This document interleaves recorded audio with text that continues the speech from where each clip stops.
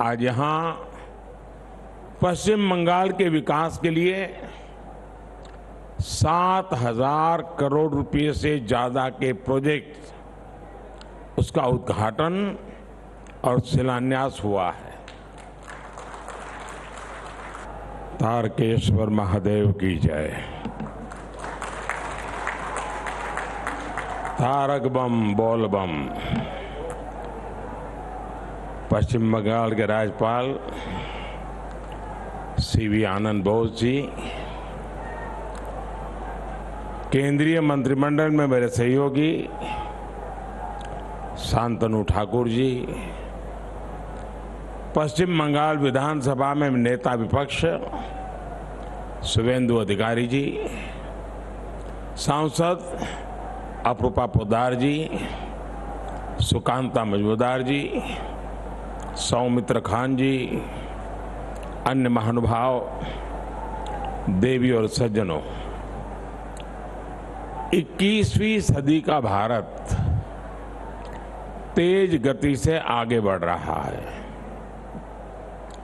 हम सभी ने मिलकर 2047 तक विकसित भारत बनाने का लक्ष्य तय किया है। देश का गरीब, किसान, महिला और युवा ये देश की प्राथमिकता है। हमने निरंतर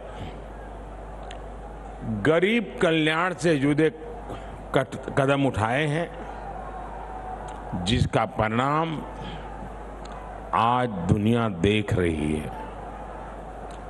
बीते 10 वर्षों में देश के 25 करोड़ लोग गरीबी से बाहर निकले हैं। ये दिखाता है कि हमारी सरकार की दिशा सही है, नीतियां सही है, निर्णय सही है और उसका मूल कारण नीयत सही है। साथियों, आज यहां पश्चिम बंगाल के विकास के लिए 7,000 करोड़ रुपए से ज्यादा के प्रोजेक्ट उसका उद्घाटन और शिलान्यास हुआ है। इनमें रेल, पोर्ट, पेट्रोलियम और जल शक्ति से जुड़ी परियोजनाएं शामिल है। हमारा प्रयास है कि पश्चिम बंगाल में रेलवे का आधुनिकीकरण उसी रफ्तार से हो जैसे देश के दूसरे हिस्सों में हो रहा है।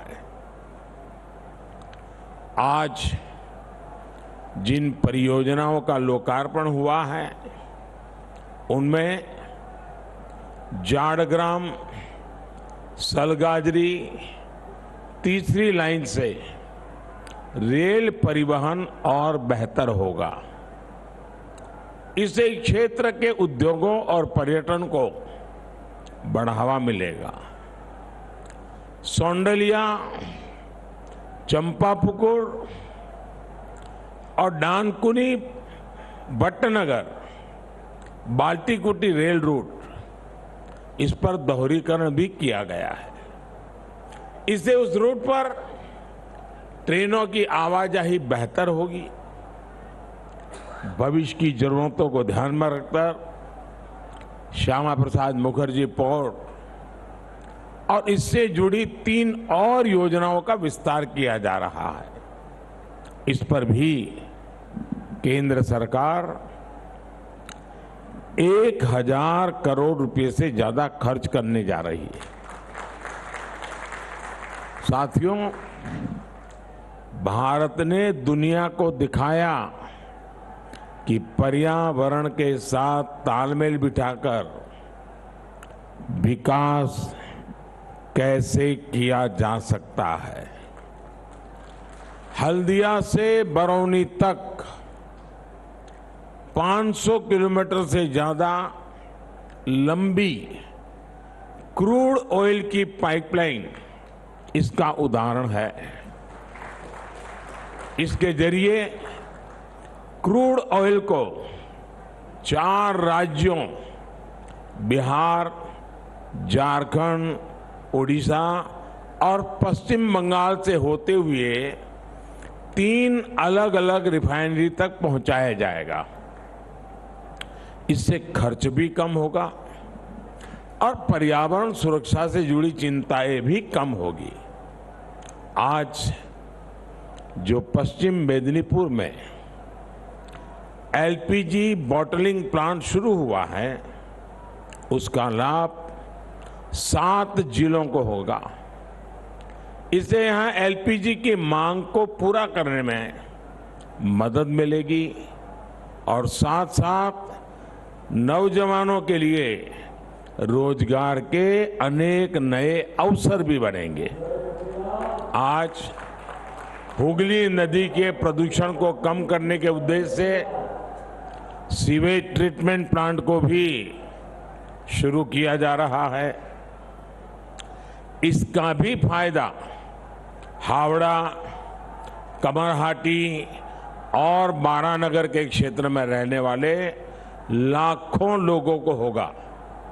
साथियों, किसी भी राज्य में इंफ्रास्ट्रक्चर का एक प्रोजेक्ट शुरू होता है तो वहां के लोगों के लिए आगे बढ़ने के कई रास्ते तैयार हो जाते हैं। भारत सरकार ने इस साल पश्चिम बंगाल में रेलवे के विकास के लिए 13,000 करोड़ रुपए से ज्यादा का बजट दिया है। 13,000 करोड़। ये राशि 2014 से पहले की तुलना में 3 गुना से भी अधिक है। हमारा प्रयास है कि यहां रेल लाइनों का इलेक्ट्रिफिकेशन, यात्री सुविधाओं का विस्तार और रेलवे स्टेशनों का पुनर्विकास तेज गति से हो। पिछले 10 वर्षों में पश्चिम बंगाल में वर्षों से रुके पड़े कई रेलवे प्रोजेक्ट पूरे हुए हैं। 10 साल में बंगाल के 3,000 किलोमीटर से ज्यादा रेलवे ट्रैक का इलेक्ट्रिफिकेशन किया गया है। अमृत भारत स्टेशन योजना के तहत पश्चिम बंगाल के करीब करीब 100 रेलवे स्टेशन, आप कल्पना कीजिए, एक साथ 100 रेलवे स्टेशन का पुनर्विकास किया जा रहा है।